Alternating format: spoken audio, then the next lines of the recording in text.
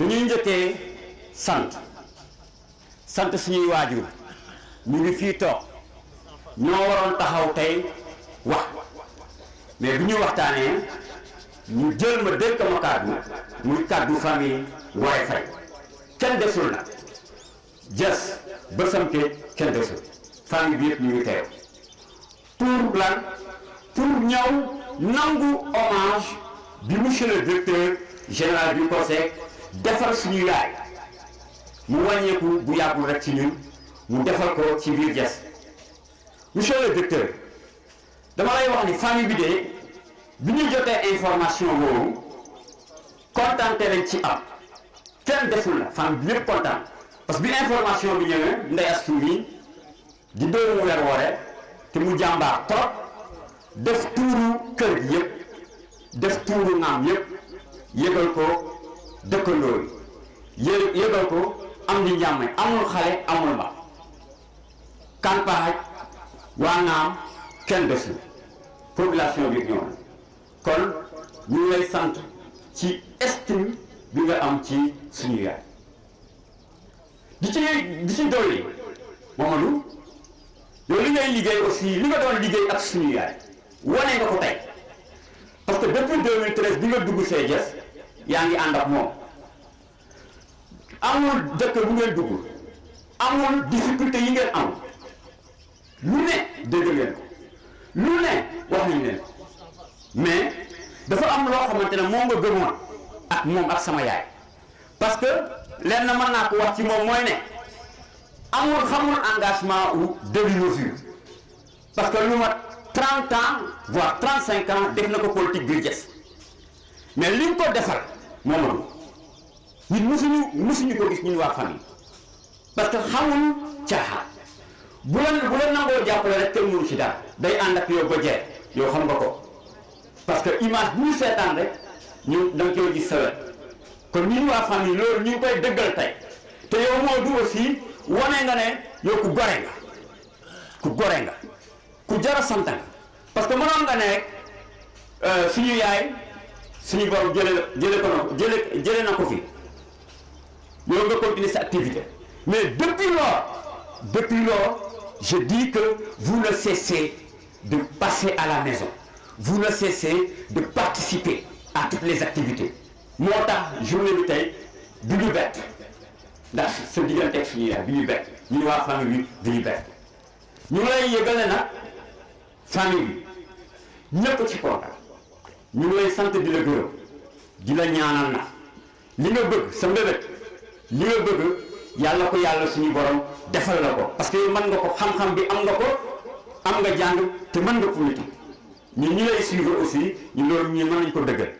kon ñu ngi sant suñuy waajur di dellu di ñaanal suñu yaay yàlla fu mu tëdd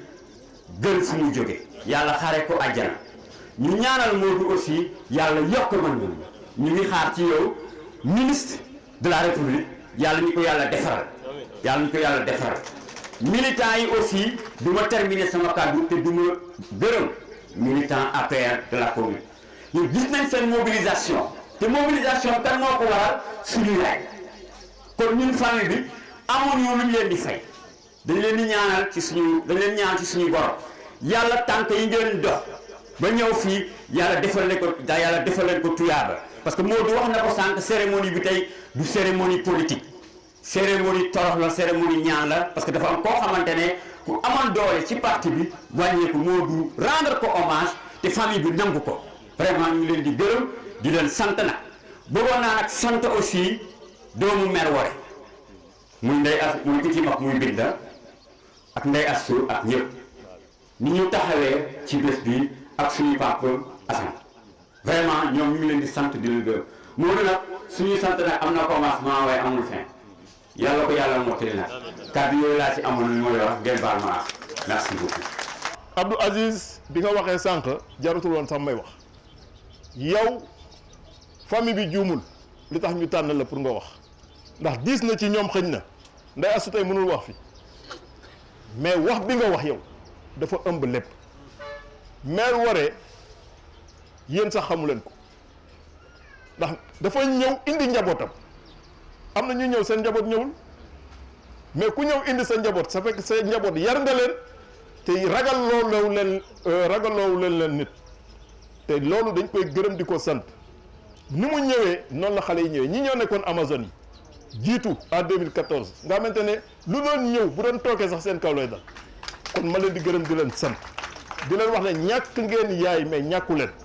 seen yaay foo mu tëdd kontaan na ci yéen kontaan na ci njaboot gi ndax seen yaay nit ku sell la nit ku baax la te seen papa aussi kenn gënu ko moom il est même effacé ma koy gërëm di ko sant di ko wax ne ñàkkul yàlla du xañ kenn lépp lu yàlla def moo gën man saa yi ma jullee maa gën a gaaw ñaan ci àdduna imam dama naan yàlla yaa xam li gën ci man maa ngi lay ñaan nga def ko ma sel ma dem suma waaw man su ma jullee loolu mooy suma ñaan yàlla lu mu indi nattu ci jaam na ko jaam bi nangu ñun ñëpp sama ñaan a gën a gaaw moo tax bu ma gars yi di jox ñaan dañuy defe ne sax ñaanuma waaw yàlla yaa xam li gën ci man maa ngi lay ñaan nga def ko ma jóg dem suma li ki des ma bàyyi ko ci loxo yàlla moo tax ba même politique léeg-léeg ñun duñu ay politiciens man jàpp naa loolu Mor goo mën a sax ñun ay politiciens lañ au sens premier du terme ndax ba liggéey jotee dañu liggéey ba tas man ku duggoon port dans les années 90 début année 90 ba 2012 ba 2014 ba 2015 ba 2016 di nga ne Mamadou Ndione kat est-ce que deseeti na dara ci yaram liggéey naa 31 décembre ren dinaa suma xar tabaski jéggi dem liggéey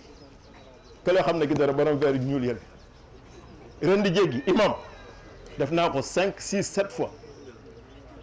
dem dellu liggéey au port kon ñun dañ Saliou ma nga xam ne ki dara ma koy gërëm di ko sant on a travaillé ensemble dans le même groupe moom tamit yàgg na ko def pour wax lan pour wax ne lii ñuy def maire war a dafa teel a comprendre ne pour xale yi la dafa teel a comprendre ne ndax moom dafa xam nu affaire yi di fonctionner à Dakar mu xam ni muy fonctionner fii mu teel a comprendre ne